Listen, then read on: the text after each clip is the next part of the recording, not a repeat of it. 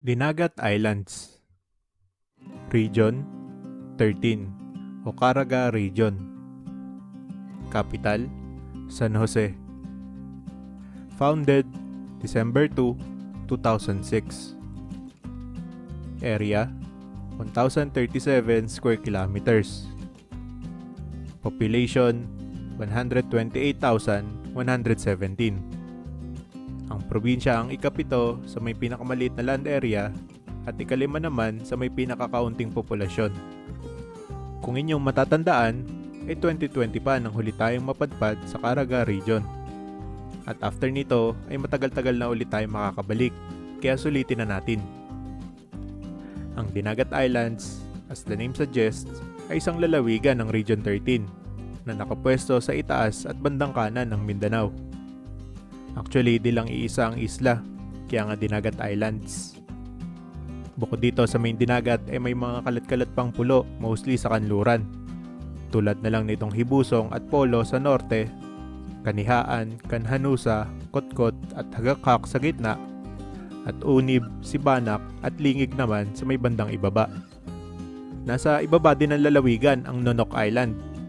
At itong nasa kanan ay ang surfer destination na Siargao, parehas hawak ng Surigao del Norte. Sa kabilang dako ay ang Southern Leyte. Bilang pulo ay iba't ibang bodies of water ang napalibot sa probinsya. Sa kanluran nito ay ang Surigao Strait. Samantalang Gabok Channel naman ito naghahati sa kanila ng Nonok. At itong sa silangan ay may pangalang aakalain mong isang sikat na bar sa isla, ang Dinagat Sound. 7 munisipalidad ang bumubuo sa Dinagat Islands. You may think na ang kabisera ng San Jose ang pinakapopulado. Pero pumangalawa lang ito sa Basilisa, marahil sa kadahilan ng island hoarder ang huli at sakop ang mga isla ng Unib, Sibanak at Lingig, pati na ang Hagakhak at Kotkot. Ang Tobaho naman ay may pinakamababang dami ng tao.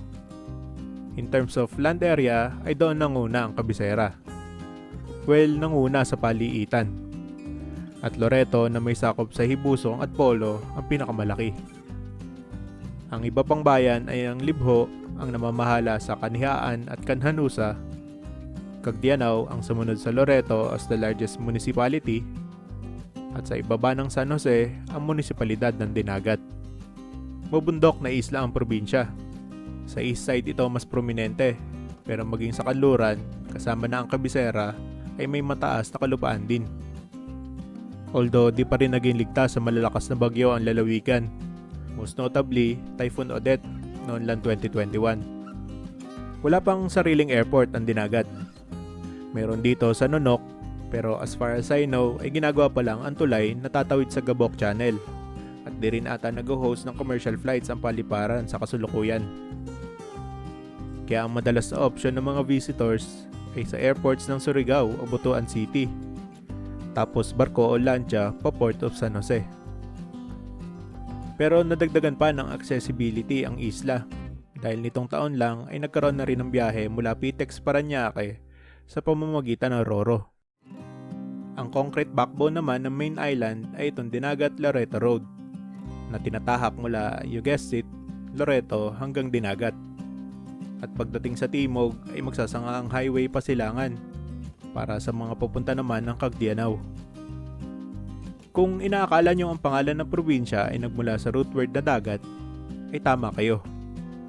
Noon pa man bago ang Spanish occupation ay may mayamang kasaysayan na ang isla. Naging battleground kasi ito ng mga nagsasalpukang kaharian tulad ng Ternate ng Indonesia laban sa Butuan, Cebu at Bohol Islands. At alam nyo bang ang Isla Hibusong ay isa sa mga napagdaungan ng grupo ni Magellan? Ito ay matapos nila manggaling sa Humonhon at bago sila dumating sa historic na Limasawa. Maging noong World War II ay naging saksi ang isla sa isa sa mga huling naval battles na makasaysayang gera, ang Battle of Surigao Strait. May isa pang dalampasigan sa Loreto ang tinatawag ngayong Black Beach No. 2 dahil ito ang ipinangalan ng mga sundalong Amerikano nang mapadpad sila dito. Nasa ng number 1? Hindi ko lang alam.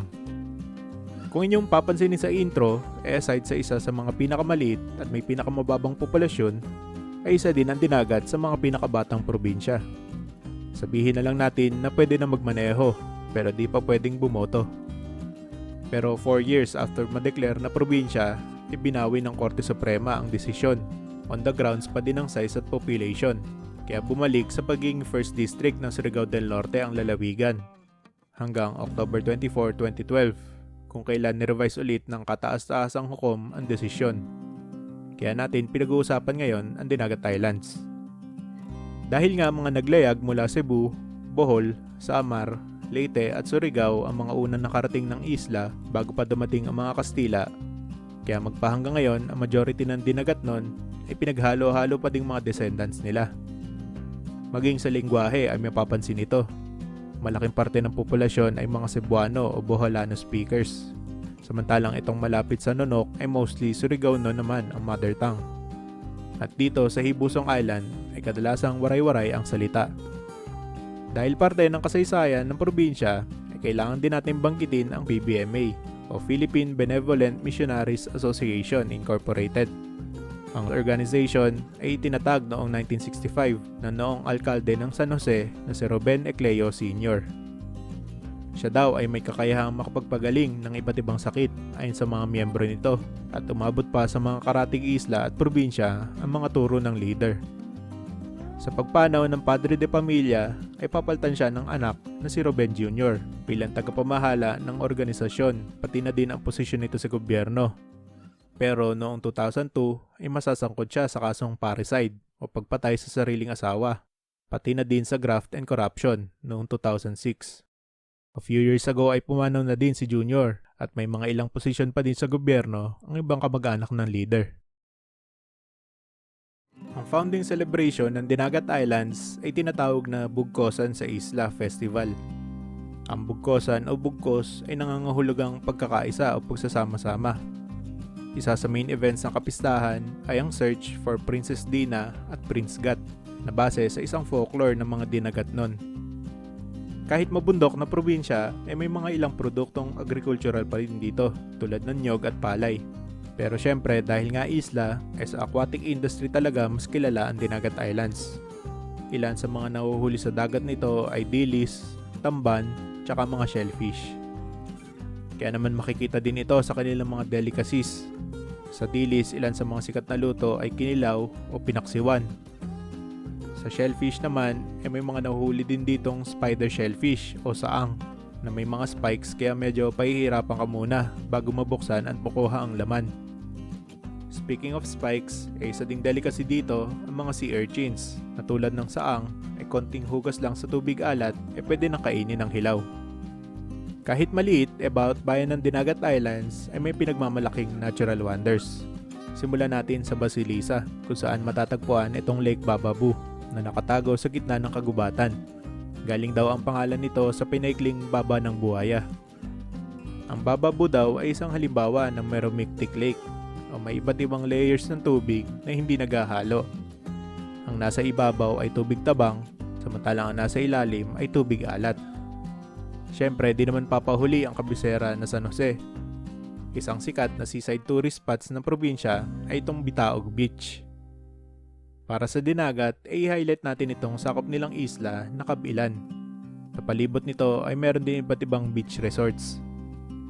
At kung ang Bohol ay may Chocolate Hills, ay dito sa Libho ay meron namang aquatic version, ang Kisses Islets. Mabalik na tayo sa inland dahil marami pang makikita dito. Isa na ay itong Daco Falls ng Cagdianao. O baka sabihin nyo naman na puro tubig at dagat lang ang Dinagat Islands. Ito i-feature din natin ang dalawa sa kanilang anyong lupa.